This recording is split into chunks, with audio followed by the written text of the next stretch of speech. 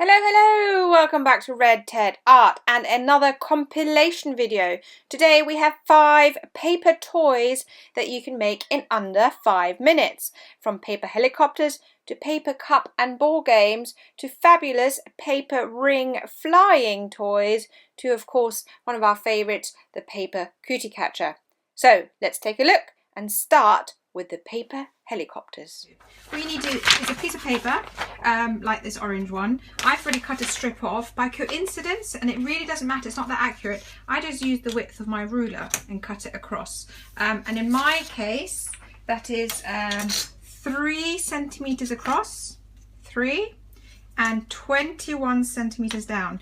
Now I drew this as a template so you can see what we're cutting and what we're folding, but to be honest, you should be able to just do it with a strip of paper like this.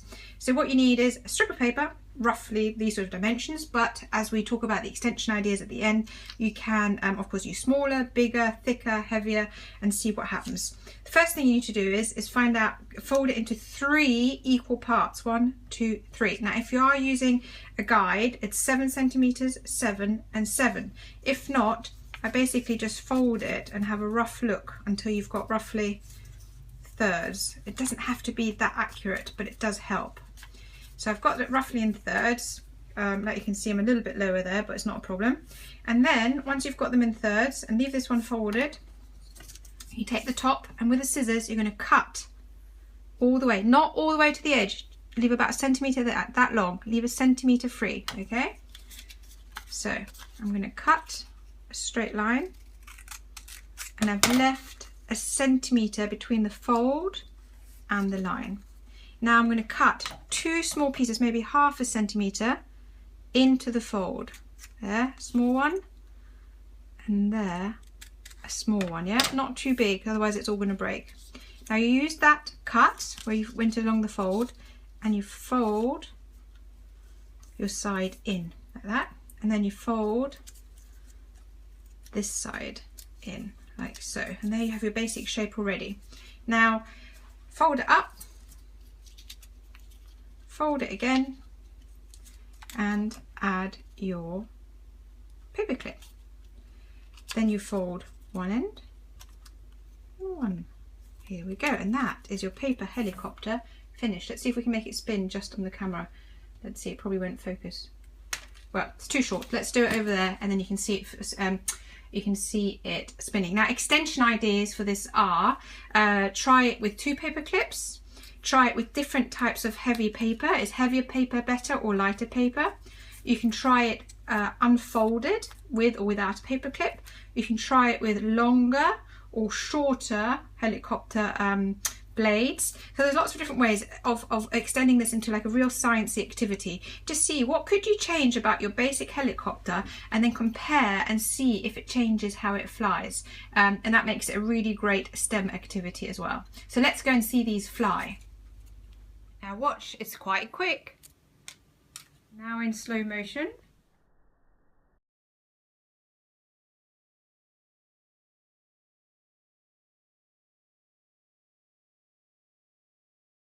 I'm going to show you an unusual paper plane. This is a paper plane and straw plane that flies really well. It's actually quite good for a game of throw and catch too. Now you see that these planes are really easy to make. What you need is a straw, any kind. This is actually quite a chubby one, but I don't think it matters. And some light card. So this is actually, as you can see, an old subject divider that actually we were going to throw out, and I thought, hey, let's use that to make something with. So it's really easy. I take my subject divider, some scissors, and you'll also need some tape, and then I'll cut a strip down the bottom. So this is about 20 centimeters long if you do want to have it accurate. Then I'm going to cut a strip across the top. Now the key with these aeroplanes is that you have the bigger circle twice the size as the smaller circle. That makes them fly really well. If you don't have a piece of paper that's that long, or where the proportions don't work, you can stick 2 pieces together. You know, so it's, you know, you can just you can attach 2 like that and make a bigger loop. Now the great thing also about this is you can experiment. You know, you can get different sizes and just see what flies best. You'll see that actually these aren't exactly twice the size. I might cut mine a bit shorter, because I do actually think that they work a bit better if they're twice the size. And also you can experiment whether different sized straws work better or worse. So you do one loop,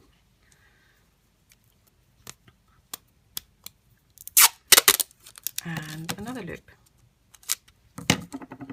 This is quite small now, so that'll be interesting, won't it? Here's the second loop. So literally just tape it up. That's the same size as that. Maybe I should have left this one a bit bigger, but it's okay. We'll see. It's about experimenting. You know, I know, yeah, basically experimenting. Just talking for the sake of it now. Now get more tape.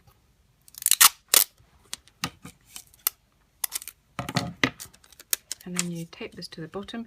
Now you want this to be perpendicular, right? So you want this really to be straight as you tape it to the bottom. Not at an angle, just nice and straight, pointing that way. And then you do it again on this side, if I can find my tape.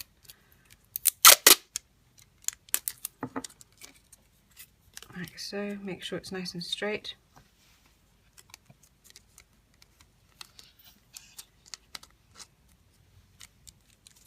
Like so. And there you have your paper aeroplane. Now,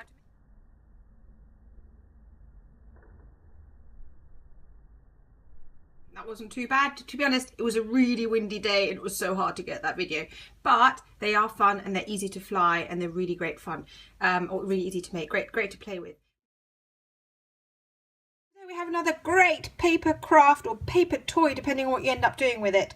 Now, I've made these before. These are super simple paper cups, right? Really easy. And I'd totally forgotten about them. And then my daughter came home from school and I went, oh yeah, we haven't made those in ages. She made these at school. So they're really versatile. You can use them to put some treats in, like at a party.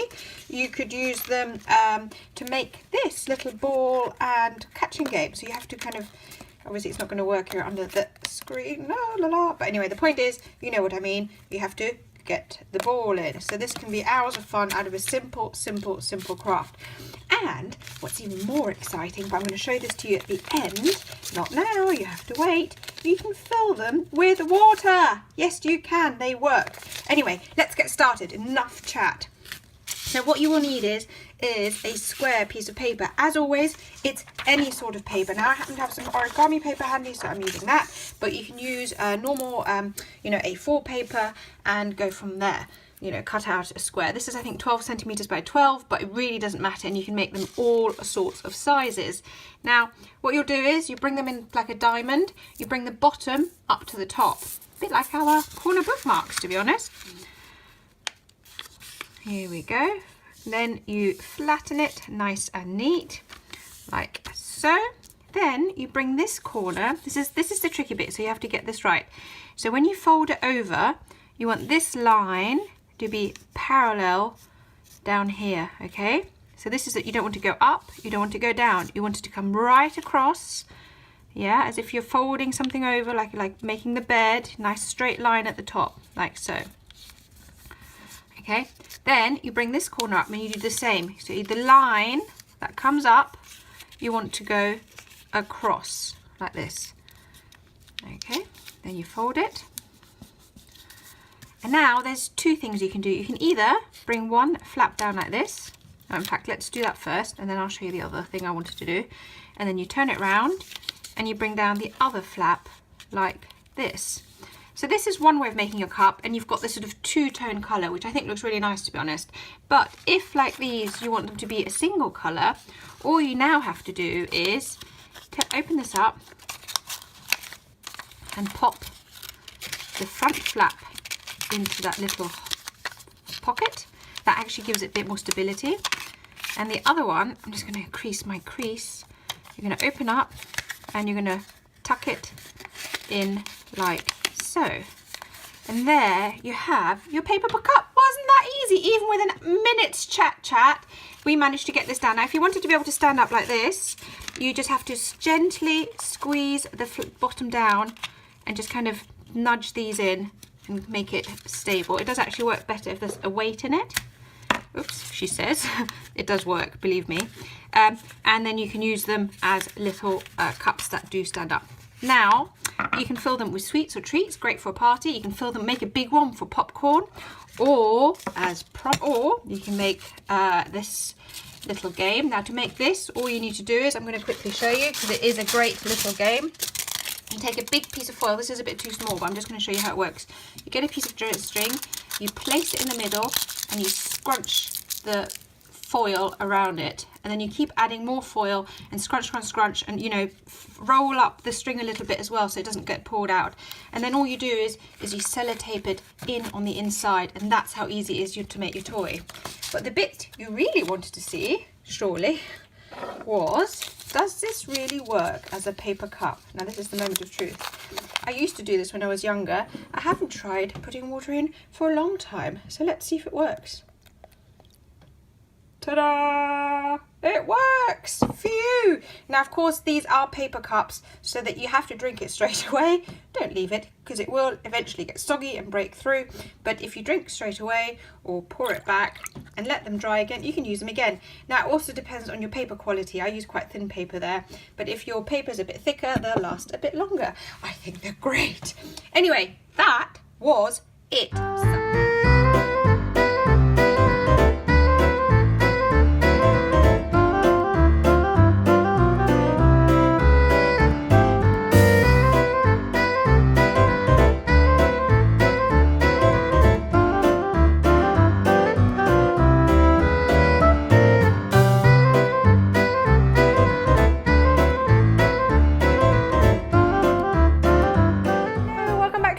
Art. Today I'm going to show you how to make a flying toy, also known as a magic ring.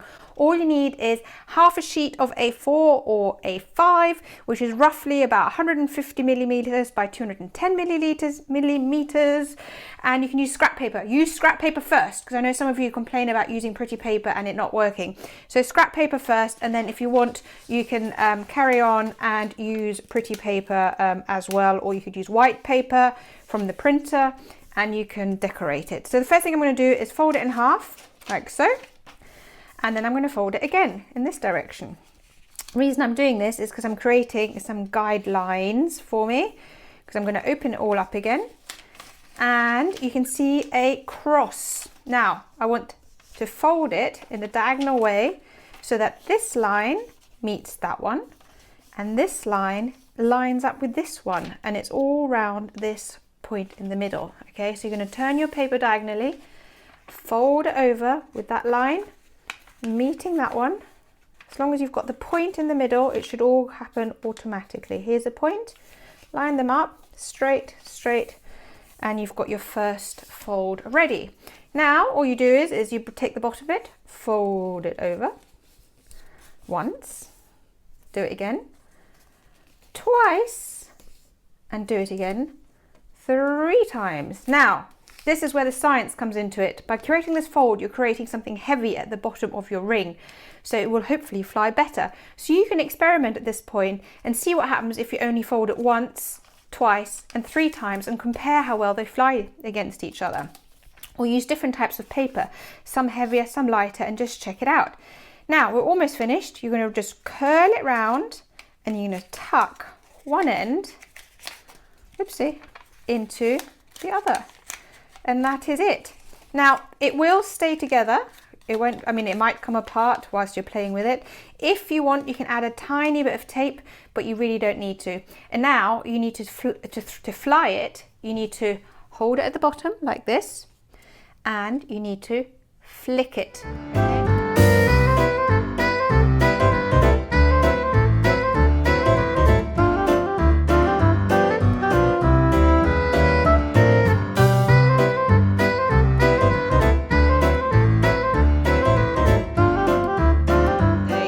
To make one of these super cute fortune tellers or cootie catchers or chatterboxes, depending on what you call it.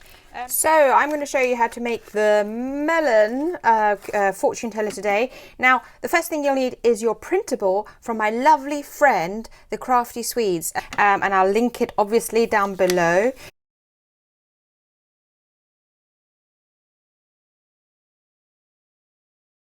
Now you've seen me cut out the pattern. It's literally a square, and now we're going to make our fortune teller. Now I've made fortune tellers before. Look at these Christmas ones, aren't they adorable? And oh, excuse me, I got a bit excited there. And I will make fortune tellers again because I love fortune tellers. They're really, really super sort of basic craft that everyone should make, and it's a great way to learn about origami. So you've got this square. I've turned it into a diamond, and the first thing you're going to do is, with the pattern down, you're going to lift this up to create a triangle. It's actually the first fold of our corner bookmarks if you watch my channel a lot. Now I'm going to open it up, and I'm going to swivel it round. So I've swiveled, and I'm going to repeat it and create another crease. A lot of origami is about creating creases, which you then later use for other things. Now try and get your creases as neat as possible, because if you've got a printable, it does help if you fold as neatly as you can. Now I've got opened it up again. I'm going to bring this corner right into the middle, and I'm going to basically start creating a smaller triangle. Also, when you fold, you see there's a white bit here. It should all align perfectly. So bringing the next corner up. So you can use that white line as a guide. Bring it up. I do love the watermelon. It's so sweet. Bring it up. My camera's a bit wobbly today, isn't it? Sorry about that. So, smaller triangle, square, turn it round. Now you bring this corner in, like so. And again, if you look, there's a line effectively running across. Bring this in. Bring this in. My kids love making fortune tellers. They actually call them chatterboxes, which is another name for them, or cootie catchers. So now you've got your basic shape. Now you're just creating some creases so it's easier to fold. So I'm going to just create a crease that way, open it up, and then I'm going to fold it again and create a crease that way. Just make sure you're not creasing a little. Here we go. And then you take it like this, kind of push, as I'm pushing it, kind of pushing all the corners together like that. Did you see that? It kind of goes like that. Give it a good crease, good crease, good crease. Open it up. Oh my goodness, this is so cute. And you have your melon cootie catcher. Isn't that adorable? I love it. Now all you have to do is open up your numbers and put messages in. Either put fortunes in, or what we like to do in summer especially, it can be quite fun. We like to open it up and write some challenges. Skip 3 times, drink some water. So, you know, use it the way you want, but whatever you do, have lots and lots of fun. Now be sure to visit below, get your printables, click on the link, get your these free printables. They're so fun. And obviously don't forget to subscribe, comment, like, and see you here again soon. Bye.